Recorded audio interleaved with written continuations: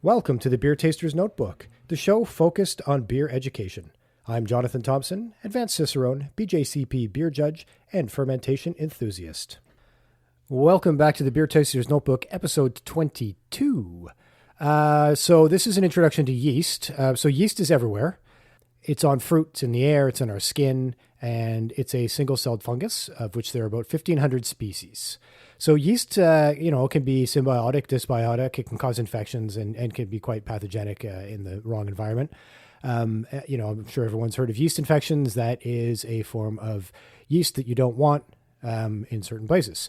And, in certain situations, we don't really need to get into this, but, it's just like sort of any bacteria. If it's living on your skin, that's fine. That's where it's supposed to be. But if it gets into a cut, you can get infections because it's kind of not where it's supposed to be, right? Yeast can play the same role. So what we're concerned with, of course, is brewing beer. And so I don't want to say we don't care about all those other things, but right now we don't. So the yeast we're concerned with is of the genus Saccharomyces, the sugar fungus. And so there's two main species here that we use for brewing. So Saccharomyces cerevisiae, and this is the ale yeast, and then Saccharomyces pastorianus, which is the lager yeast. There's another genus called Brettanomyces, which does contribute to beer and sometimes is intentional, sometimes is unintentional. We're going to give that its own episode because it's so cool and special. And so we won't really talk about it much today. So we're going to stick with the other two.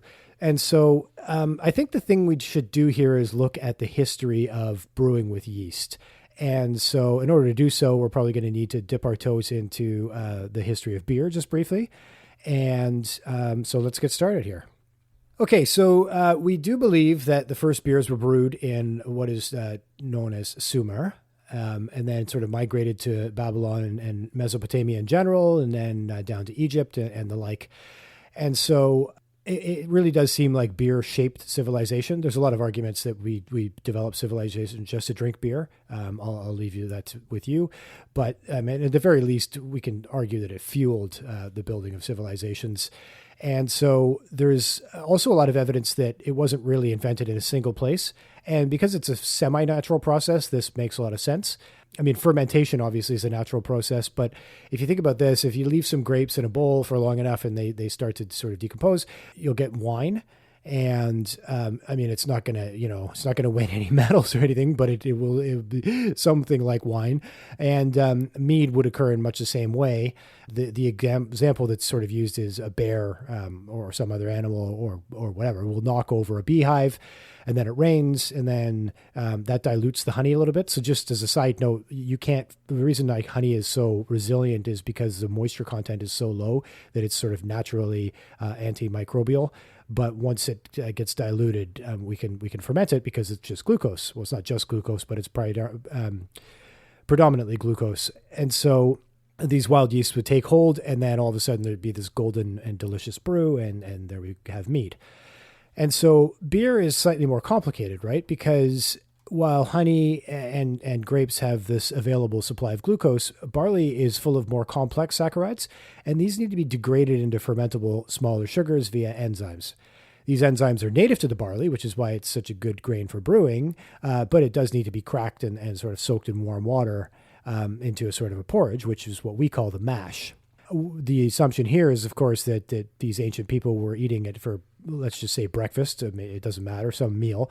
And so they were sort of grinding this stuff up into a paste and then mixing it with warm water and then eating it at some point. So now the assumption, and I'm massively oversimplifying this, by the way, but the assumption is that somebody or somebodies, and of course multiple times in multiple places, didn't finish their breakfast. We're just going to stick with the breakfast theme for no good reason.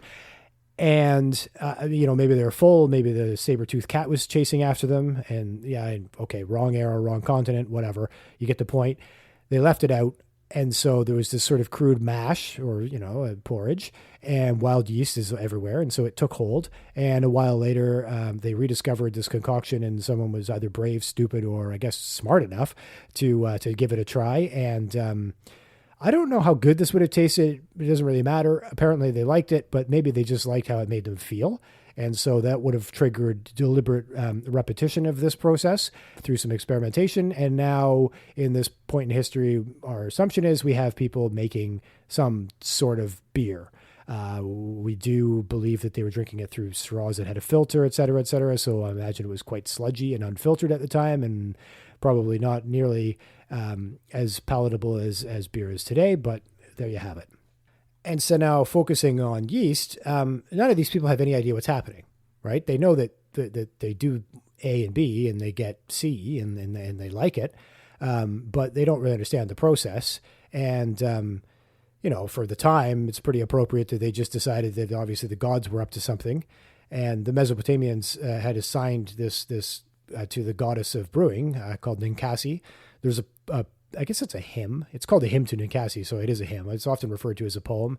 Anyways, you can look it up if you like. It's pretty interesting. But fast forward to beer making sort of throughout the ages, and about the most advanced we get is a crude form of backslopping, which in fermentation is sort of using like old sauerkraut juice to start new sauerkraut, and or any ferment, right? And so it's the same type of concept here with beer. And so, they would take what they called barm or kreuzen or basically the bubbly foam on top, and then reintroduce it in the next batch, and finding out that this was making pretty consistent enough beer. Another trick was using a magic stick to stir all their beer, which of course would have had yeast all over it, but they didn't know this at the time. Moving into sort of medieval times, they knew something was happening still, but had no idea what it was. They called it God is good, and once again assumed that this was just a gift from the heavens, and they completely dismissed yeast because they had no idea that it even existed whatsoever.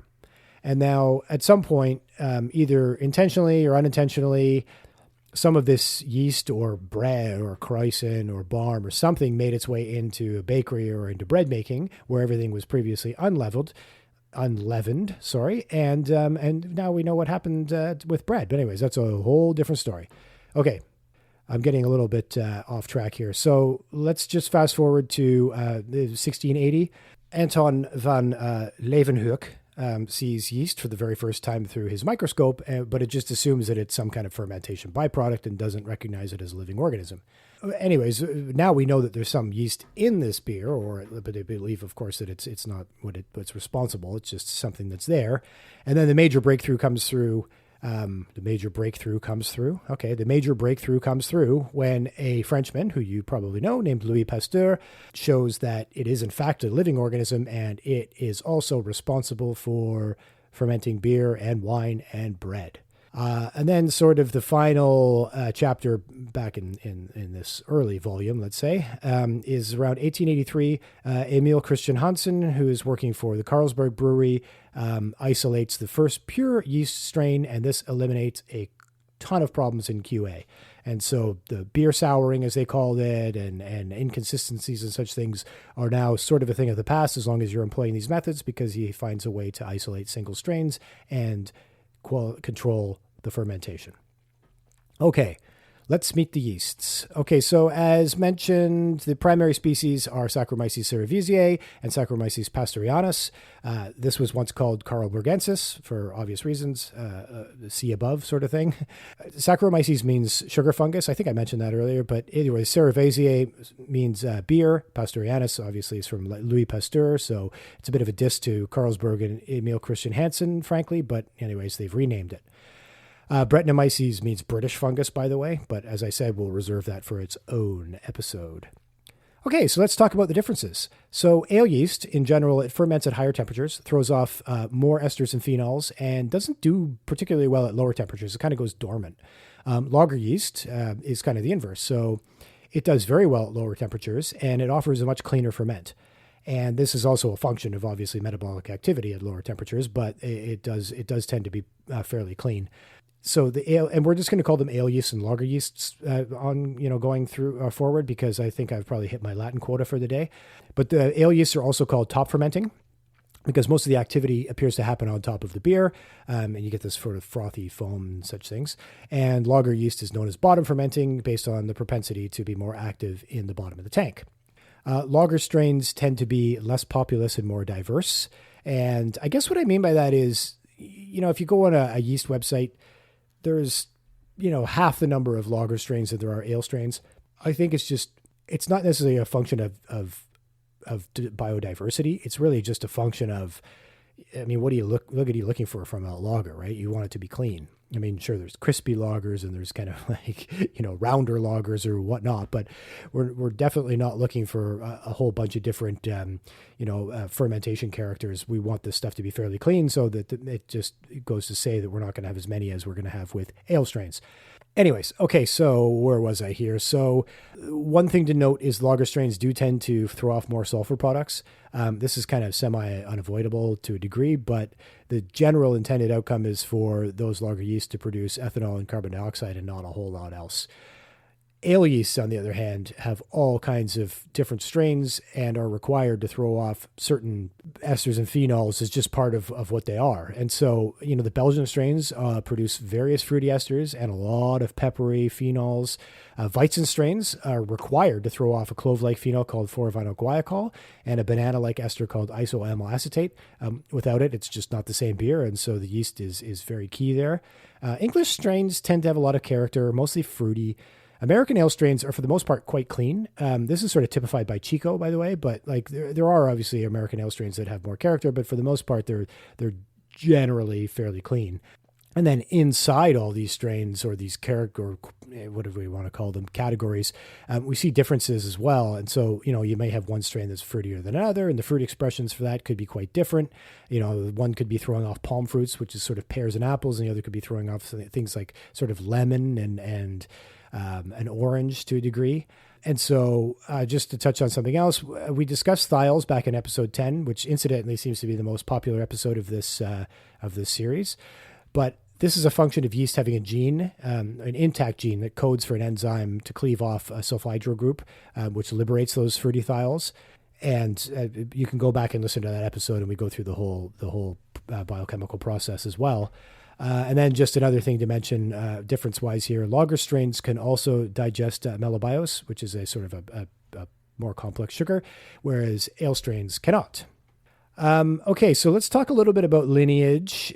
So lager yeast is, as far as we can tell, and as far as we can tell means sort of 99% level of confidence at this point, but it's a mutation and hybridization of ale yeast.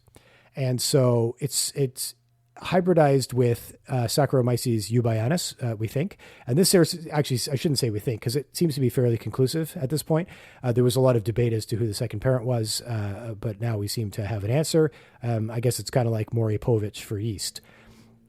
Okay, so moving on here, just for some other things. Kveik is a strain of Cerevisiae, so it's not its own species. It's actually not even really a strain. It's just a family of strains. But basically, it's a farmhouse yeast from Norway, and it's been used for multiple generations. And it's gained a lot of popularity, or at least interest lately. It makes very interesting beer. So it tends to throw off some really crazy esters, partly as a result of the rapid fermentation. And it's got a tolerance for very high temperatures, like as high as 43 degrees Celsius. I mean, that's higher than most humans would be very comfortable for much time at all.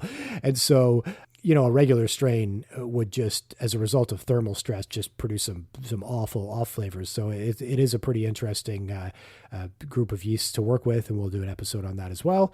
And then touching on Brettanomyces, just even though I keep saying I'm not going to, it's, as I mentioned, it's a different genus. And so it is a yeast that's endemic to oak and also lives on the skin of fruits.